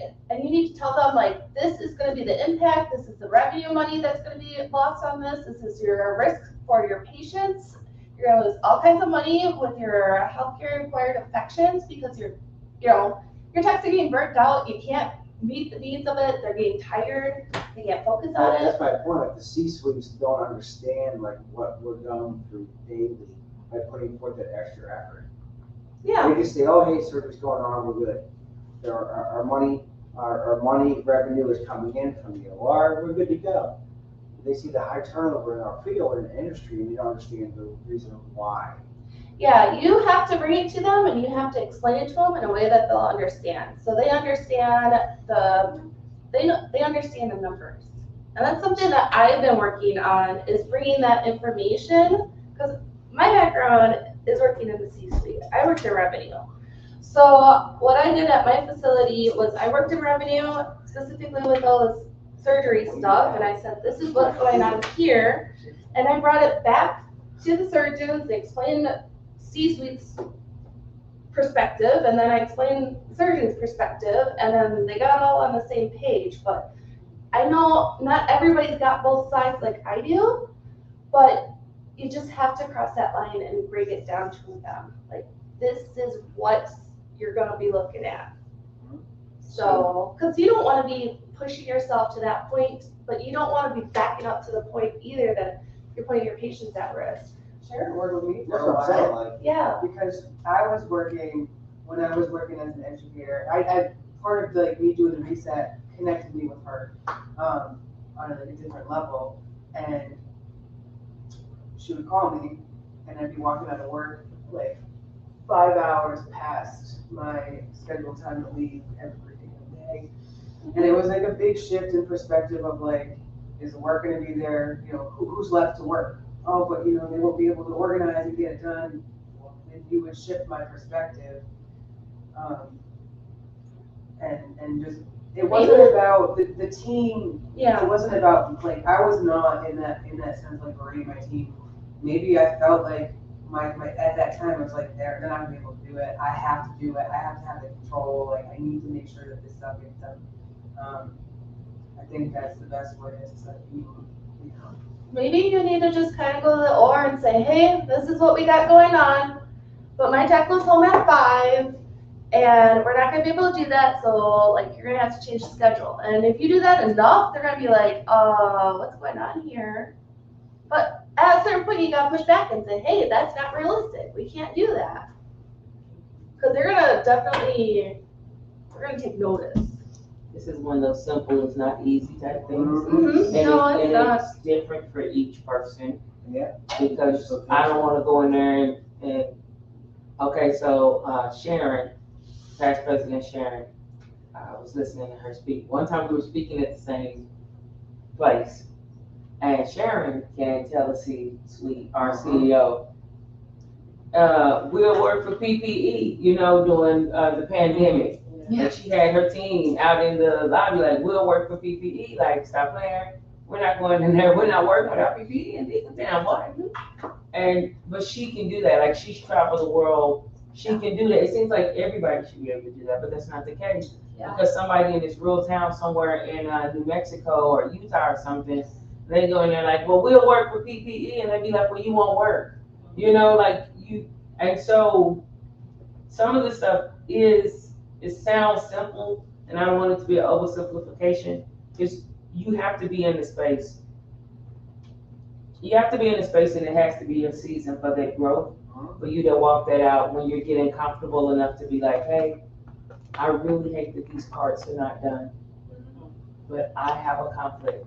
And sometimes when we work with people, because we work with them, they know everything about our family, they know our cat's name, our dog's name, all of this, the birthdays. We're like, yay. And people will begin to make expectations based off of the expectations we've set. By working these 16-hour days for 5 years, we're saying we're not gonna do it anymore, but we've still been doing it. So how do they know that this is the day we're not gonna do it? And it's a mix. You can't just be so mad, be like, well, I've been saying it forever, so I'm out. Okay, now there's something different. That's not patient safety. Mm-hmm. But then as you grow, there's just gonna come a point in everybody's life where, I mean, it may happen when you're 40, it may happen when you're 24, it may happen when you're 400, I don't know. When you're really gonna be like, hey, I understand that those cases ended late, but I have somewhere to be, and I will see you tomorrow. The first couple of times you did it, you do it. You're gonna be in the car like, oh my God, what happened? You know, you may be a It's little that upset. work-life balance, but like, we all want the best case for the patients. Yep. But Absolutely. sadly, at some point, I'm not saying this, at some point, if you're that far behind on staffing and supplies, you have to say, we can't. It's the law of diminishing returns. Yeah. You can think you're doing the most, but the more you do like that without They're not gonna say, taking no, I can do it. your performance, everything is gonna keep going down. It's the law of diminishing returns. And that's where it gets to be tricky too, with techs that want to work overtime. You need to be careful because people are gonna get tired, your quality and the mistakes are gonna go up, like in somebody's life in the balance here. And even though they say they're fine and wanna work all day, hey, staff members at home, that, you know what I'm talking about. You can't do that. You I work for travelers and They can work. I how tell they them, want to. go home. They I burn don't out. have like 360 hour, It is 2 or our- 360 hour things. Hey guys, so I love the conversation. I'm just trying to bring it back to the conference. So do you guys see any room for improvement? Any areas in the conference in terms of vendor show, presentations, food, entertainment? I am not touching that, but it's very stressful, man. I think the word is the coming out. What was it? The health park, toga party was fun. I really You like enjoyed it? It was nice to be out. It was nice to be outside again. Like we haven't been outside since Anaheim, so it was nice to be outside. I'm not, I wouldn't complain about that. It was a good. I enjoyed it. The health park opening party every year is good. I hope that health park getting continues that tradition. I just hope they tell us a little sooner so I can get my stuff together. Just reach out to That's me, I'll like, tell that's you. like a Yeah, I'll tell you what's going on. I need more than a week to order stuff from Amazon. I live in the middle of nowhere. So, I'm just saying. We got friends that bring surgical wrap and you. Yeah. No, I know. You're the best. Oh, we out? We're not thinking? I'm seeing we are on thing. Hold on. I'm trying to refresh. Yeah, refresh it. I'm looking at Facebook right now. Let me. I thought the conference was good. I thought, good sounds basic. I thought this conference was excellent. I thought it was done well. I feel like a whole bunch of things kind of came together. Like Anthony Bondon going, I don't know if y'all know how he was going to hospitals, doing tours. You know, he was doing that. He was doing that as president-elect. And like he wasn't always sponsored to do it. His heart is for the frontline employees. Can't find us. That he's coming out, you know what I'm saying? He's putting his money where his mouth is. Now, I'm sure that some other people partnered, but there were times when it was just him doing it. And so I feel like that was amazing, and that sparked a lot of new people, like first timers coming here, like way more first timers. I like how they did partner up people and just be. I talked to some first timers, and they're like, "No, I have a mentor." And I was like, "They just be give you a mentor," and they're like, "Yeah," and I was like, "Yeah." You know, I was excited about that. How's that keynote speaker? Opening. The Oh, you guy want them for opening, the. I love that. That was great. It was fabulous. It was better than the 2 years ago in San Antonio. That was horrible. But I would say, I'm gonna have my face. With the Everybody's keynote on my speaker in voice the anyway. beginning of, I would say this or the year. end, that guy never makes me see it, it was awesome. No, the opening guy in San Antonio. I would say, I think for our industry, we need to be strategic on our locations. Because if our techs want to come, They can't afford it. I didn't say that. There, I said it. It's hard It's real. to encompass the cost if they're not sponsored to go. You know, I was not sponsored to go. Yeah. But 5 other hospitals that I, you know, partnered with, they were all sponsored to come. And it's a shame because as a system educator, I just want to promote people to go. But I think from a tech level, I'm not talking about managers, directors, no offense, I don't care about them. Techs need to start coming to ASPA, CBSB conferences and learning the skills that we're learning. We need to start changing the mindset from managerial level to tech level. And I think a slow transition is slowly encompassing that. But I want to see more like, kind of like hands-on and like entry-level stuff that newer techs could grasp and like take back and say, hey, Mr. Educator, you didn't teach me that. But again, the educator might not know that, hey, this is something new out in your industry, we could do it this way. That's what I want to see. And I want to see it, I really want to see a true person step up and do a manual hand washing education. I challenge someone to do it. I know Jesse did one 3 years ago, but I challenged someone 2 years ago. I challenged someone to do a true die-hard manual hand washing instruments seminar. I really want to see someone do it. Stainless steel or low temp? No, just hand washing like drills, scopes. Not flexible scopes, like rigid scopes, semi-rigid scopes. You don't put through the washer. Some can, some can't. Drills, power, dermatomes. I want to see it. As our industry starts to adapt and evolve around education, I think that's an awesome idea to help encompass those people that need that kinesthetic or that hands-on feel to help retain that stuff. They're our future. You know, we gotta invest in our future. She's educated. Go ahead, because I just wanted to piggyback on what you said about participation. And I think as leaders of of the various hospitals that are, that participate. We should advocate more for, I know sometimes departments might be short for a short period of time that we are here, but we should advocate for more money for sponsorship.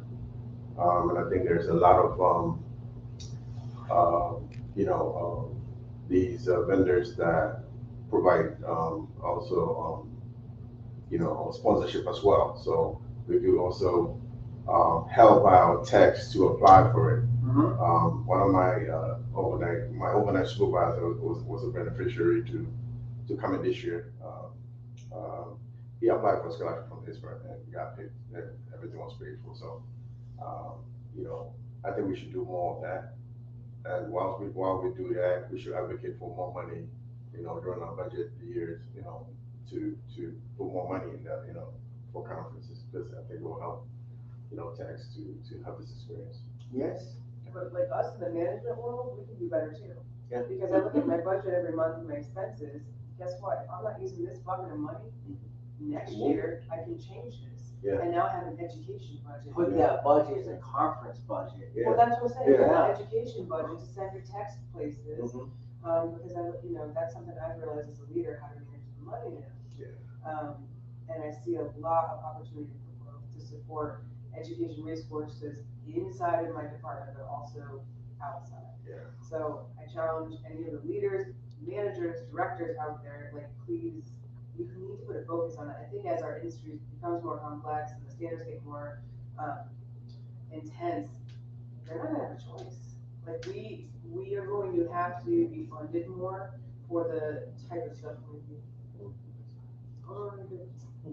Yeah, having a spot for that money is good, but sometimes that money gets taken from you if it stays there too long. Yeah, it's your money, but well, you have $3,000 sitting there. And that's gone. It's gone. Sorry, next year you have to put it in. Let's go buy some houses. And sometimes, with your budget in like community places, if you don't spend it over the year, you think you're saving it for something for you. But what you're actually demonstrating is that you didn't need it, and it cuts your budget. That's what I have to explain to people recently too. Like, it's not, you gotta spend for your money. But again, to me though, that is part of, that's what we do, that's what I do, at UCI, that's what we do with SIPS. That is part of leadership training too, but people don't think of it like that. Like, you don't save your money till something breaks. Be proactive with your money, like before it breaks, So there's a great challenge out there. I'm not gonna say anyone out there. Who in the room, who's a manager, director, supervisor, lead tech? How many of you were trained to be that role? None. None. So tell me that's none. We need to focus on our future leaderships too. As much as we're gonna invest in our new techs and getting them to conferences, we need as this organization, both CPSBD and HSPA and us as a whole, we need to create training programs to train the future leadership, because we don't know, we need to literally have a course. Getting certified does not mean you can do the job. I'm sorry. It means you can pass the test and you can retain the knowledge. But applying that knowledge what truly matters. And if you want to be a manager, director, supervisor, educator, food tech, whatever you want to be, you need to have someone who's going to train for that mindset and succession plan to achieve those goals for not just your yearly review, but also your monthly and weekly duties. We need to create a program for that. When you say we, do you mean the industry or HSPA? I'm not talking about anything about HSP. I'm talking about we as a whole. We need to focus in on that. I remember There are some programs that do exactly, I've been doing it for years. Like, there are programs that do that because it was such a hole and people were getting promoted because you're amazing at the technical side, but the other things, case building, capacity building. Offline then, yeah. Yeah, but listen, I know we have it with SIPs. We have our own 11. We have we do master classes, we have cohorts, kind of like Bianca has advisories and things. So we have those things in place.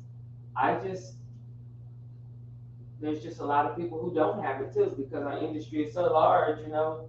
But there are people who are teaching that. But that's That's why why, we need to get that. More. right, but we have a responsibility to bring it back to our facilities and not let that happen. So obviously, like, you have to dial it back to the facility, because if those people in that building have never been taught a different way, how are you gonna impact that? But if you send one person to a conference, that person can come back and shift that whole culture and say, we are not going to set anything up for failure without inadequate training. So that's why I was saying I wanted to push back just a bit. Okay, no, you go, because I'll talk. I'd like to see, I know they like to make money, everybody does, but I would like to see like some of these speakers that spoke at our conference, I would like to see that stuff available and for purchase for a much cheaper rate. So somebody could sit down after the fact and they can watch those speakers from our conference at a later date. And I just have to admit. I thought if you came to the conference, you Right, would you got it for X amount of time, it's almost a year online. Yeah, you could download, but what you're talking about, like the actual speakers. The actual recorded speakers I thought it was. talks. It's the PowerPoints. It's just their Yeah. PowerPoints. And that's only available to the people that paid to attend this. So I would like to see those recorded talks, because they're recorded, to be put out there for other people to watch. Whether you're in Amsterdam or where you are in the world, you could just pop onto a computer, you can pay $20 and watch all of it a few months later. Yeah, and sometimes they have two good classes going on at the same Yeah. time, and you can't see both of them, and they're trying to divide up your So that attention. would, because that's something that I've really done with my chapter, because we're so spread out. It's 3 hours to go in one direction. So I have it where we have in-person stuff, but we also have it virtually and I record it. So no matter what shift you're on, you can still access that stuff. Yeah, that would be kind So, but wouldn't that someone who's intuitive say, hey, why would I pay for the conference if 2 months later I could see everything that happened? Well, because you want to come here to network. It's Yeah, totally really. different to be Why watching it do you on. always have to rationalize? Yeah. No, I mean, but this is what I'm saying. We look at things from what we are and how we make it better for us. But the us is still. Yeah. Can I just say, like, I've always wanted to go conference, like, forever, since I started. First year it was like, I think in Nashville, and everyone was like, oh, and 3 of the techs that worked with me got to go. And I was like, oh, I want to go so bad, but I just got to go. I've been here for 10 years, and I just got to go. It was my first conference, and I got scholarships because I applied for the HSPA scholarship. And what was crazy was I heard that last year they only gave out 6 scholarships. This year they gave out 11 scholarships. And, to be honest with you, like, you don't really think that you're even in that category, like, oh, I should apply for this. But I'm going to tell everybody, like, apply, because, like, this year to me, I thought it was funny because we're in Vegas, right? I just threw the dice at it and said, I'm going to try and see what happens. And they called me and they said, hey, we want to congratulate you, won one of the scholarships. And I cried. When he told me, when Damian Burke called me, I was bawling in the middle of our main lobby at the hospital, because quite literally I did not think it was possible. But this year has changed a lot for me, because like I get to be with people and network. And I think like they said that, today, like, go home and talk about it. Go home and teach your people. I think that was Monique said that, just go home and spread this word to everybody and not hold back. Because, like you go to conference, you're like, whoa, I'm pumped. Like, this is awesome. But literally, like, you need to get those people pumped with you. Like, but also too, like where I'm from, it's not well known. Like, it's, like where my chapter, she even said, Linda's our chapter leader in North Carolina, and she's like, oh, I want to get together with you because you're in the Charlotte market, and I'm trying to get the Charlotte market to get more involved because they keep having it on the coast. And it's like the coast is expensive, and it's 3 hours away or 2 hours away, for me in Charlotte to go, and it's not always available to go, but I think, to be honest with you, I'm coming to conference next year. I'm gonna pay the money to come to conference, because guess what? It is worth the money, but you don't think about it as being worth the money, because you're like, oh, it's a lot of money, it's a lot of money. But like you said, don't wait start saving now. Because literally if you save just even a little bit every single paycheck, like that it goes a long way, you know? So I challenge anyone who goes to a conference. Mhm. Don't just comment, just like, yeah, whatever. No, Write an essay to your manager, director, yeah. to showcase what you brought back. So then they can apply that to their budget, and then it reinforces why it's crucial that any tech, supervisor, lead tech, goes to a conference somewhere, or attends a chapter meeting. Because chapter meetings are very crucial too, because we can get more hands-on knowledge at a chapter meeting sometimes than we can at the national conference. Sometimes. But you gotta actually, I think the text, the setup is probably for like Tech 1, Tech 2's entry level. It may, I don't know, you guys are part of HSP, but that may be where the local chapter comes in first, because they don't have the resources yet. Yes, have some things here with it, but I'm about to leave, but I'm gonna give y'all this for free. What he just said with Free the stuff. manager. Don't stop there. Take the same thing and send it to your hospital PR department. And now has anybody seen Mike Snow on LinkedIn? If you're not on LinkedIn, again, get on LinkedIn. Okay, he's in like the Boston area, right? But he's doing stuff, he already volunteers anyway in his, in his off time, he is a volunteer. But now like he'll do like footwear that cares, and UConn won the game, he's out there throwing out t-shirts and things like that.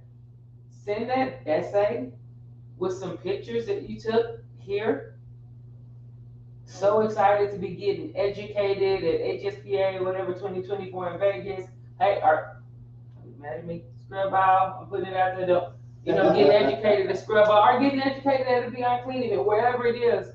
Send it to y'all's PR department at the hospital too. And you're writing it and you're sharing it with your manager, so you have education and you get in the budget. Now you're sharing it with them where they're gonna get some PR. That's a story they can put in their thing. You know what happens? Your face is there and they're like, oh, there's a conference. Hey, look, they're doing it already.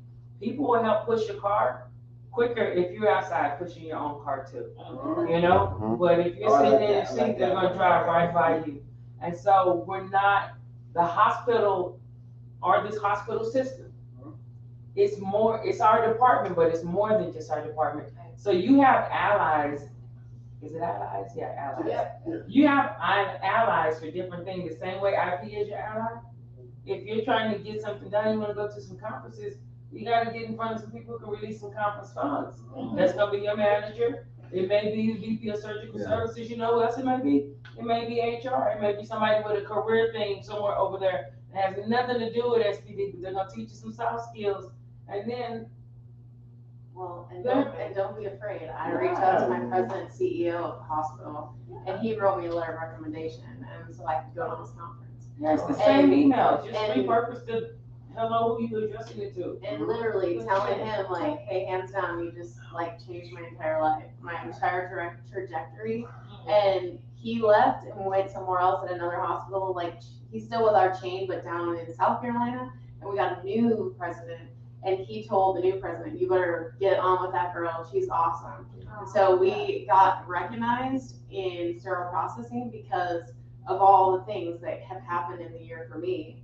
But like literally, like you said, you should be reaching out to those people, get to know them because they're just people as well. And they actually like to have the interaction and have that like space where you can just, ask the questions and talk to them and stuff. Yeah. So even if you don't know them, get to know them. Yeah. Even if you don't, there's going to be a week they don't have an article or something on their own deliverables, and they have a requirement to publish them. Yeah. Don't y'all get like newsletters and things that come through on your hospital? It's somebody's job to do that. Send them some pictures and write that thing up. Like, great. It may be 6 months down the line or something, but they'll put it out there. And you know what? Now you are a representation of the brand of your organization. Well, and now they get back in the back. And volunteer too, like, like the new president, just like, hey, get out in the community and volunteer. Like, get out there and put your, my hospital chain does a lot of volunteer work. And they'd be like, oh, what department do you work in? And I'm like, oh, sterile processing. And they're all like, look at you. And you're like, yeah. And then you come back and they're like, oh, hey, girl, what up? You know, and like. But the funny part is, What? so when I travel around, I go to the front desk of the hospital, and where are you going today? Sterile processing. They say, I don't know what that is.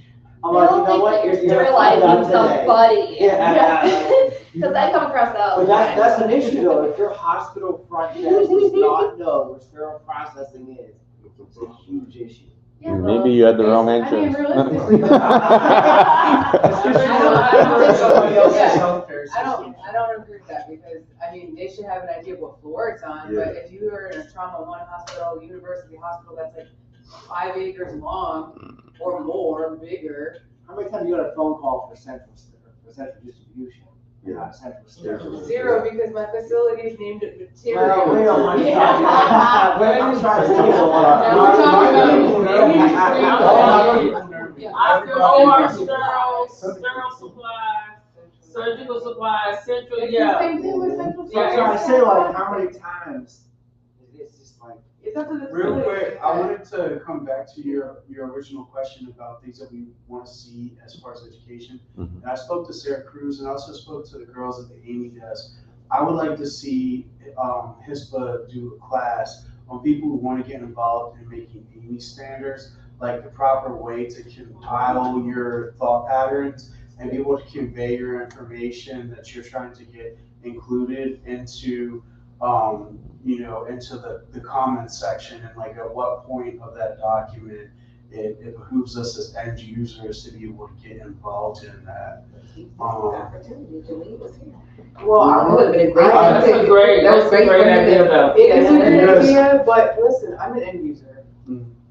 I don't know a lot of that stuff. Scientists are making these things up too, but you get a copy of the document and you get to go through it sentence by sentence. And right, I understand like your point to make sure that you're putting like an articulate thing out there. And sometimes I wish I would have prepped for some of that stuff, but you know what? It's time. It doesn't matter. You are an end user. Mm. Like if you've got an initial feeling, I'm not gonna judge you. Well, to be We all talk about it in the room. fair though, I made some comments and I'm kind of learning how this is going, but I haven't really had any like real coaching on it. But I've gotten some noted comments, which is like a nice way of saying, yeah, that's great, and we might agree with you, but this isn't the time and the place or the way you're going about it. So for other people who want to get involved, that have things that they say, okay, we fundamentally know that this is true. How do you get it across, and at what point in that document, and how do you actually submit that, so that way we can sit down and have that conversation in EME when we're doing the standard suite. Because I've seen other people who are great techs and influencers that are leaders in CSP that have made comments and they were like, all right, yeah, it's noted.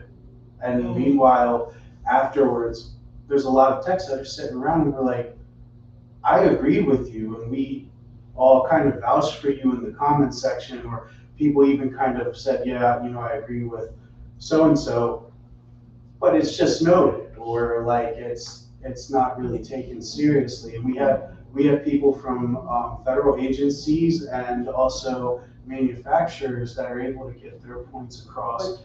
And no, go ahead. But that's why we're end users. Mhm. We need to give them our perspective. We do have a different knowledge. We are the ones that have the hands-on training and the hands-on putting these things into play.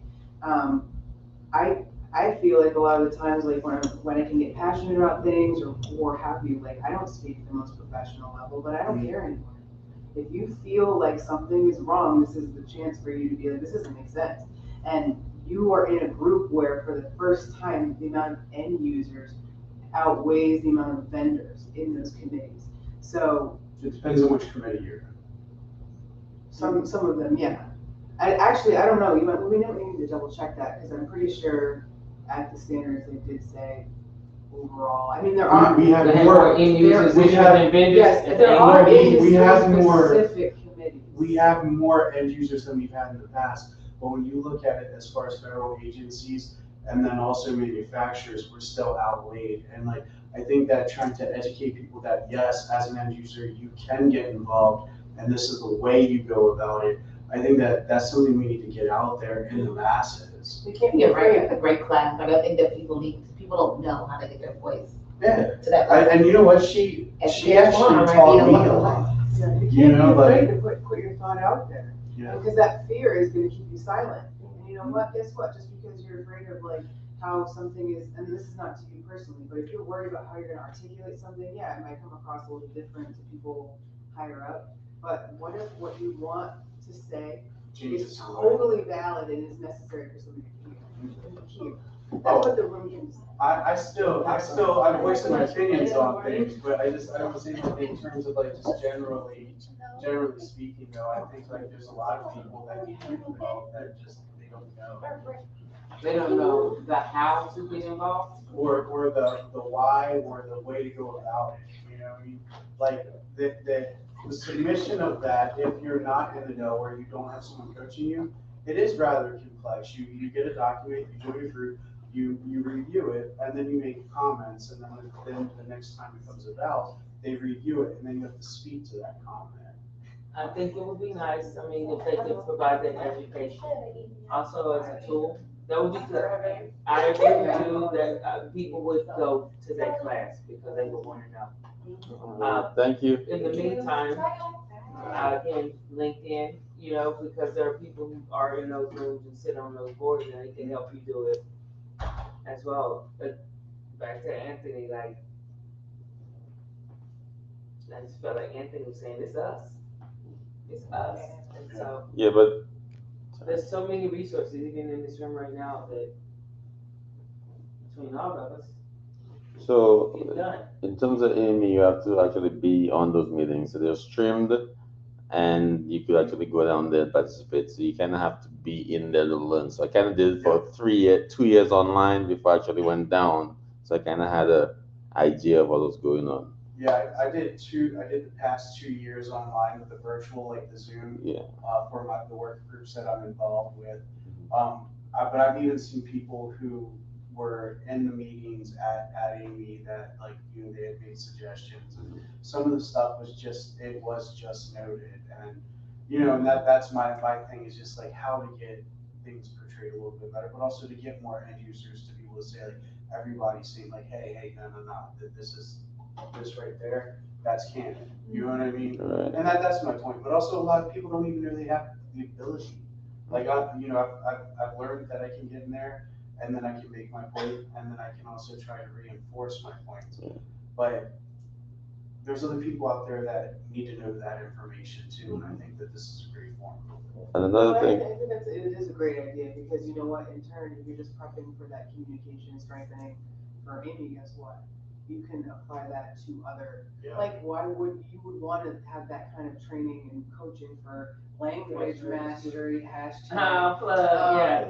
Like, even if you were trying to present something like an SBAR, like they were talking about the SBARs in Garrett's session today. Like, SBARs are a great form of communication when you're trying to present something to management, like in terms of, like, if you need more FTEs, you go and do your time studies, you go and you try and get your numbers and your data and then justify what you have going on, and you submit an SBAR. They're able to read it quickly and then, you know, go from there. That type of class can definitely transfer out of this too. Like that, I think that's a great idea.